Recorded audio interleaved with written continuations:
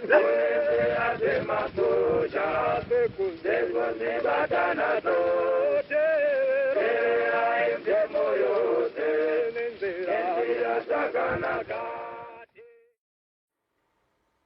evening, fellow Zimbabweans. This is Blessed Lunas Geza, Comrade Bombshell. Today is day 3 of our historic shutdown, which so far has been a great success. I would like once again to thank you for your cooperation. We have demonstrated to the Mnangagwa regime that enough is enough. The message was clear and has reached home. We know the reason why we called this shutdown is to make sure that Mnangagwa is booted out of power. He is now mentally unfit to govern the country. He is also presiding over monumental corruption. This has destroyed the delivery of social services in the country. Indeed, the message has been driven home to all stakeholders, including the progressive security forces, and let me assure you, action is being taken. Something is being done right now to ensure that Mnangagwa goes. Things are happening as we speak.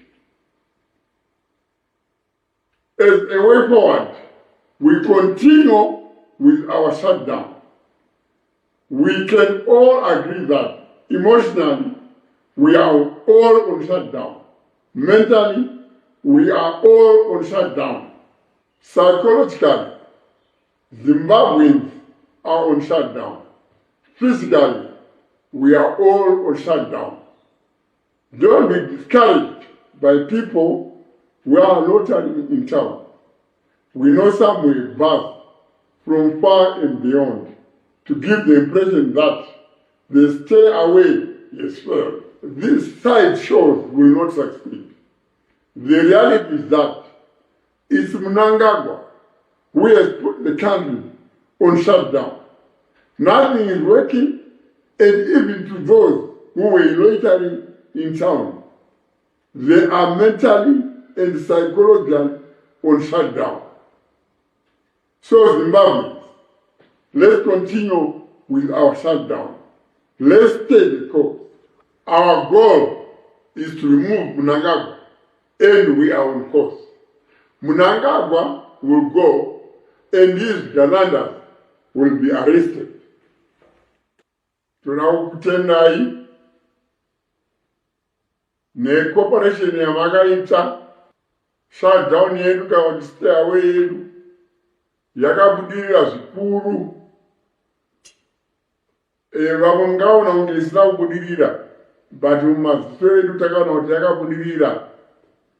Yakatumira signal kuna Mnangagwa nezvigananda kuti mhuri yeZimbabwe yanetsa, haichadi nezvako, yakuda kuti uchisiya chigaro. Makaona kuti pakaitwa chitsotsi kuda vamweni hamuna kuchiona chekuti Mnangagwa nezvigaranda zvake vakatanga setsika yavo kutumira mabhazi kunzvimbo dzekure kure, kunana Muzarabani, kunana Chiredzi, navo madhistrict akasiyana siyana, kuti vazadze vanhu vaingofamba mumatauni, zviite kunge matauni akazara. Apa vachida kuti varasise vanhu, kuti vanhu vafunge kuti shutdown yatanga takasheedzera haina kubudirira. Asi chitoti ichocho takachibata. Maitiro amakaita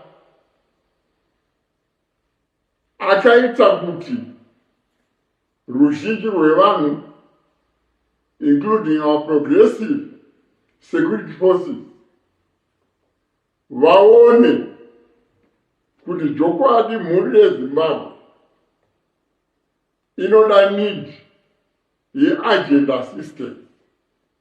And as a result, tinoshara pamwe chete, ayani manyepo, pane zviri kutoitika izvezvi mukutaura kwatiri kuita. Maresults tichamaona. Vana Mnangagwa vari kuenda manje. Zvigananda zviri kusungwa manje. Toda kuti mhuri yeZimbabwe rambai muri patient, rambai makabatana. Kusedzera kwatakaita shutdown, hatina kumbotaura nyaya yeviolence.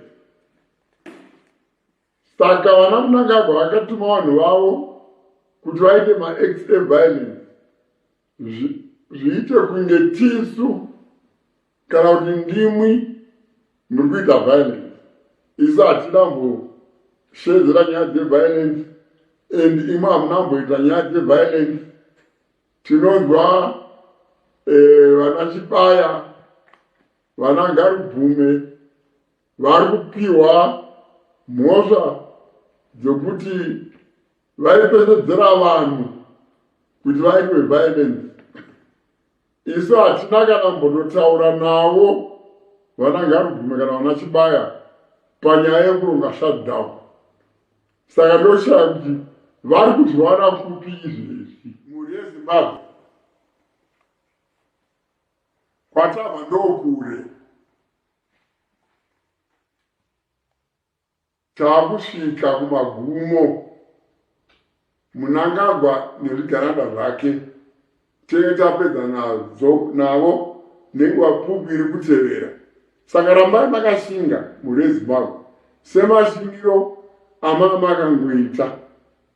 Saka rambai muri pashutdown, emotionally, physically. Tinoziva upenyu hwakaoma, munopona nekungwagwa, but psychologically zivai kuti muri pashutdown. Rambai makashinga, rambai makabatana. Ndicharamba ndikidzoka kwamuri ndichikuratidzai kubiwa kuri kuitwa mari yenyu nezvigananda nana Emerson. Ndichadzoka kuti kwamuri mhuri yeZimbabwe ndichikupai update maererano nemafambiro ari kuita shutdown yedu. Mhuri yeZimbabwe, I thank you very much. May God bless you. May God bless Zimbabwe.